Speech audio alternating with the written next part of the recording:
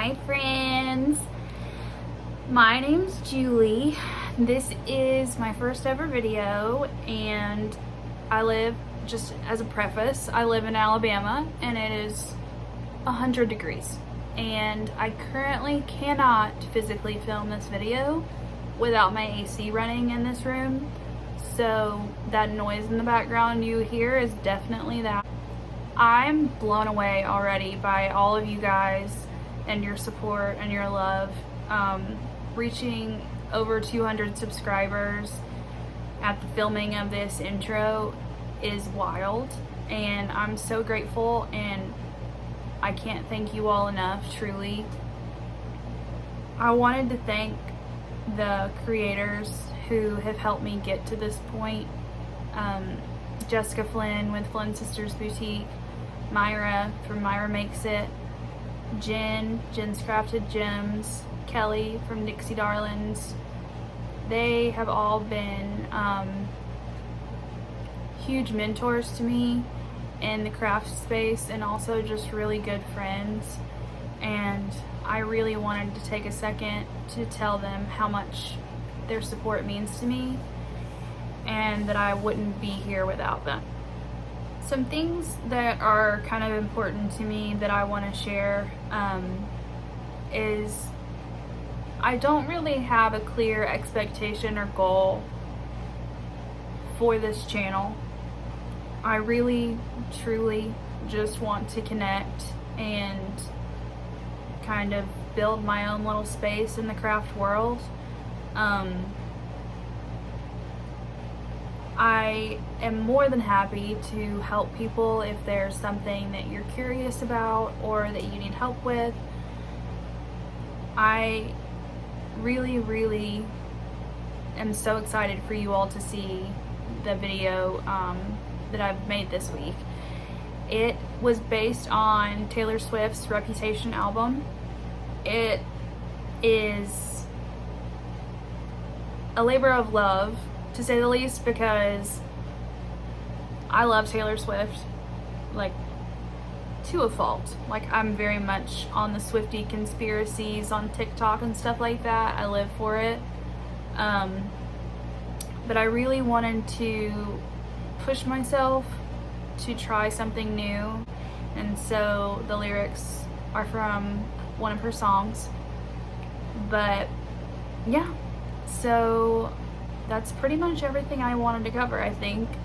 Like I said, this is my very first one and I am a ball of anxiety, and we just doing the best we can. We're all friends here, so don't roast me in the comments. Thank you.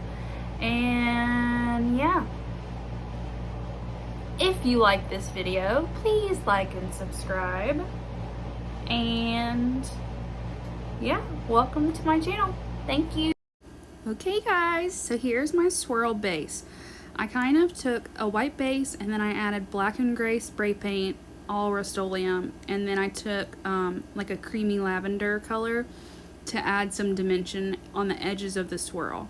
Then I took 1 milliliters of epoxy and spread it out for the epoxy method and started mapping out my colors.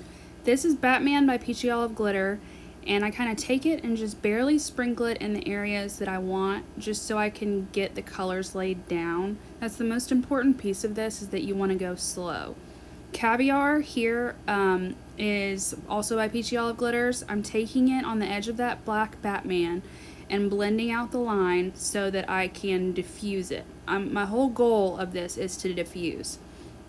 So then I take Jedi, also by Peachy Olive Glitters, and I keep blending that line out. But I'm not like going ham right now with this. I'm just barely sprinkling it, getting it on the cup, getting a feel, getting a vibe. Then I take Death by Glitter from Maestra Creations and I sprinkle that because I want that nice chunky holographic look in that black spot. And then I take Cartier by Peachy Olive Glitters and keep blending out the line. So I'm just working from darkest to lightest and kind of building that depth and dimension. Then I take this rose gold glitter, don't hate me, that I mixed up myself, and then I cannot specifically tell you what colors are in it, but it's such a good rose gold and it went with this cup so good. So that's what that is. But you can use any rose gold. Don't panic, just pick one you like, okay? Then I took Nookie from Peachy Olive Glitters and started sprinkling it all out in the white and laying that down. I realized here that I didn't have rose gold on that spot, so I had to straight up add it. And I did that. And then I took Posh from the Glitter Craze and blend out the silver Jedi line that was kind of harsh and heavy. And I go back in now with all of the ones that I've already gone in with and sprinkled. And I'm getting that coverage that you need for your base, because you want to go in light-handed, but then come in real heavy-handed and just get all up in there. Don't be afraid to just go in there and get what you need.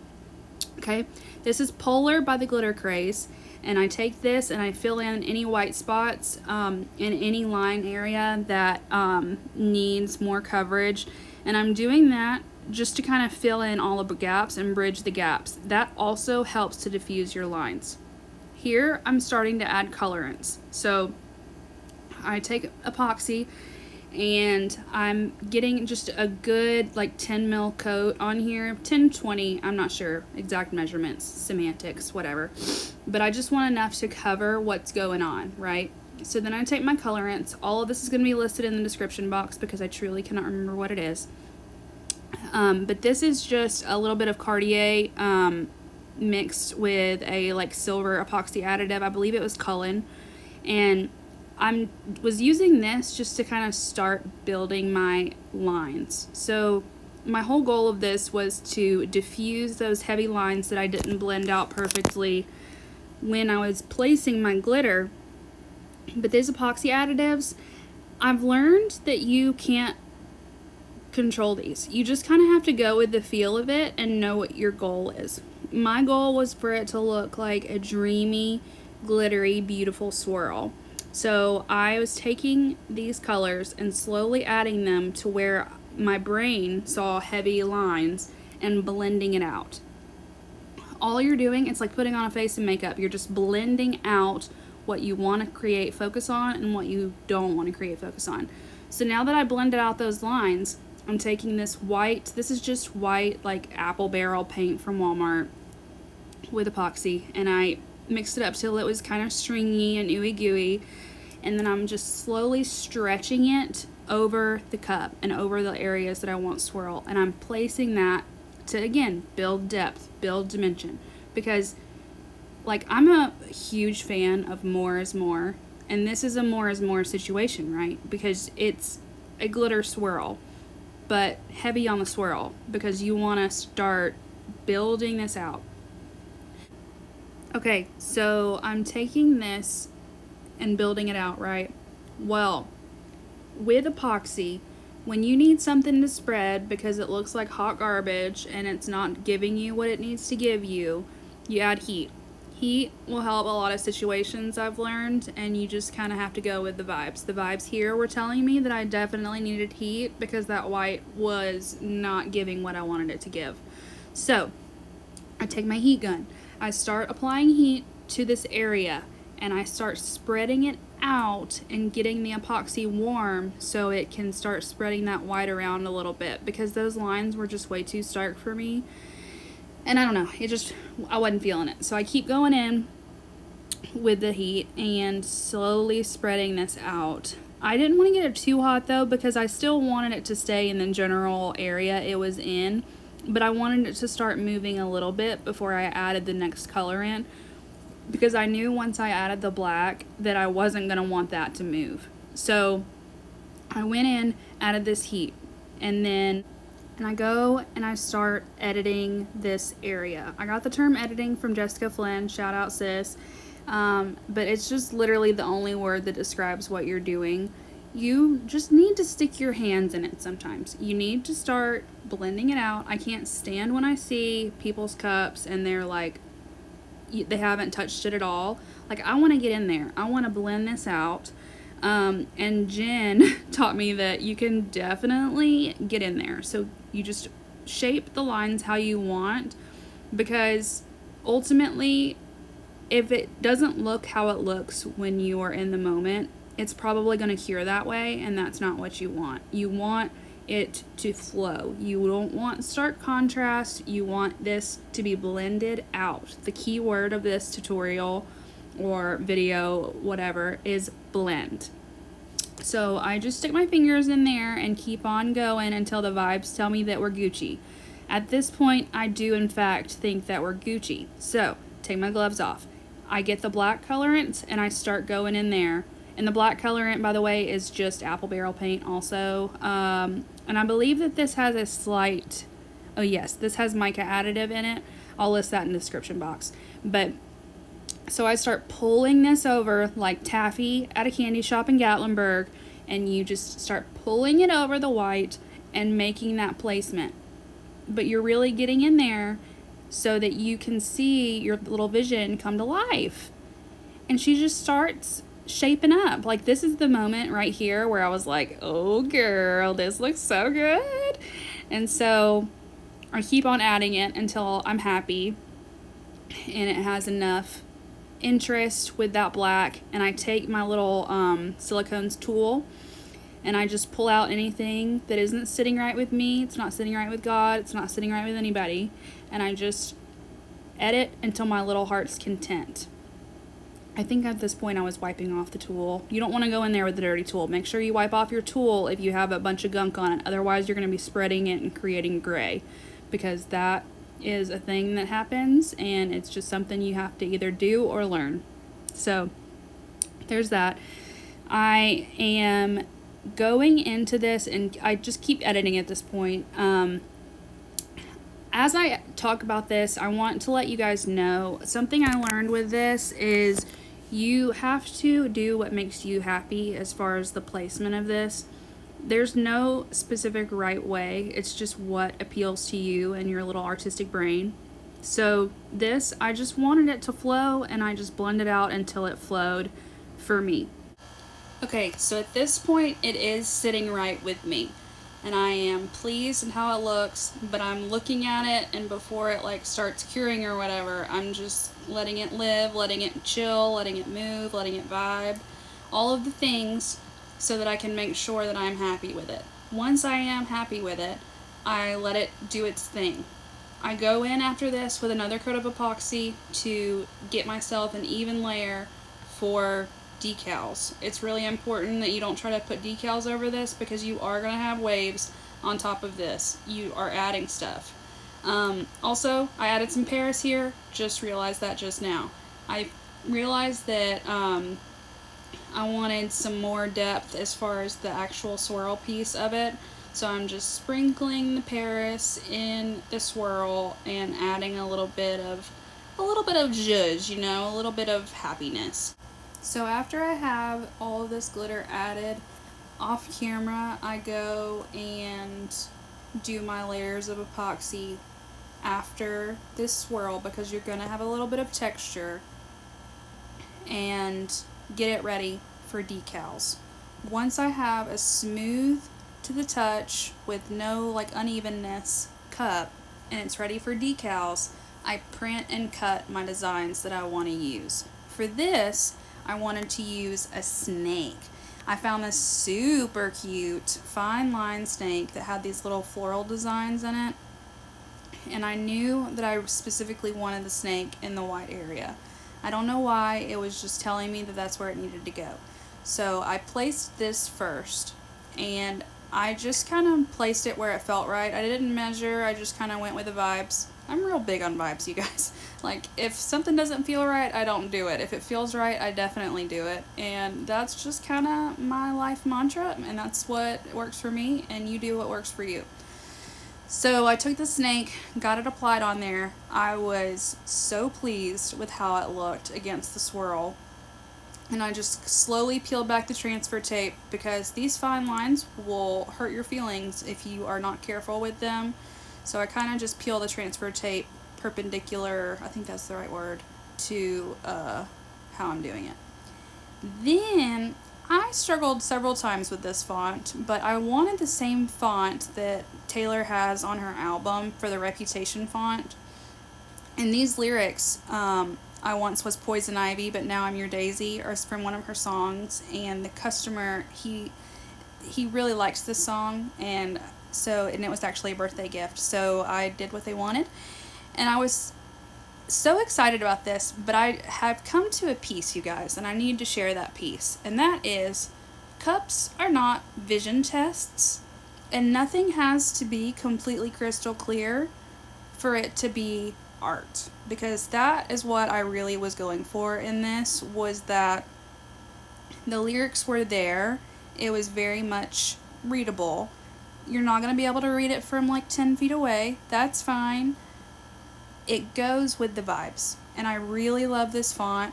I really love the horizontal placement against the diagonal swirl. And I just feel like it went together so well. This metallic vinyl was terrible, hot garbage to weed, and terrible to cut, but once you get it there, it's good. I think I cut on the holographic setting with more pressure, but she was testing my patience. She was, in fact, testing my will to live. But I got her on there, and she looks so good, you guys. I'm so pleased. And I just kind of wiggle the transfer tape until I get it placed. Then once it's on there, I freak out because I'm just so happy. And then I'm like, oh, I need to put my rose on the bottom of this cup so people know who made this cup. So I take my little pre-cut rose that's from my logo, and I put it on the bottom, and it's this cute little holographic silver, I believe from Tech Wrap. And I just stick that on the bottom right in the center. I line it up with this snake. But I really love having this little rose as like my maker's mark. And I just place it where I think it looks good. Again, vibes. And get it on there.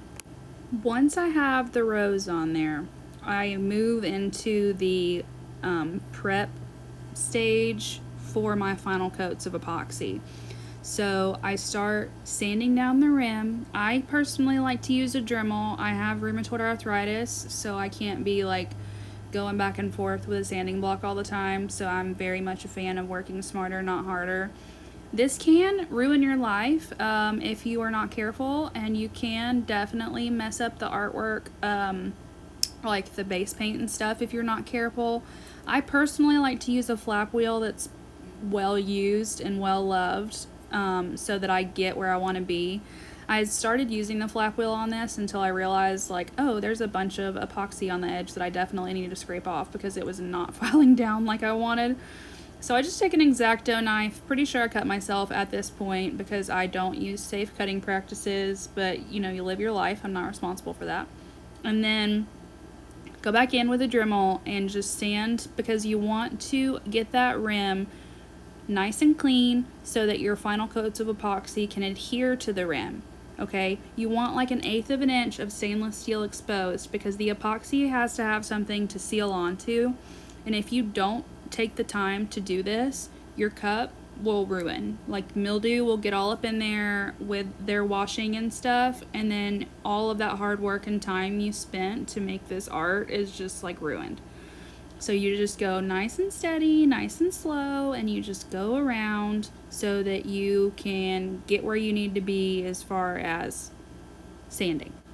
Once you have gotten that down, you just take a sanding block. Once you've done the heavy work with the Dremel, take a sanding block. This is a 100 grit sanding block, and I just kind of file the rough edges because you want that to be smooth and not any rough spots for the epoxy to have to go over. So I just do that. Then I take some alcohol, some 99% I believe alcohol, and I just rub that off. You're rubbing off all the powder and stuff from the sanded epoxy that definitely just happened. I realized here that it was a little sticky, but I was like, oh, it'll be fine.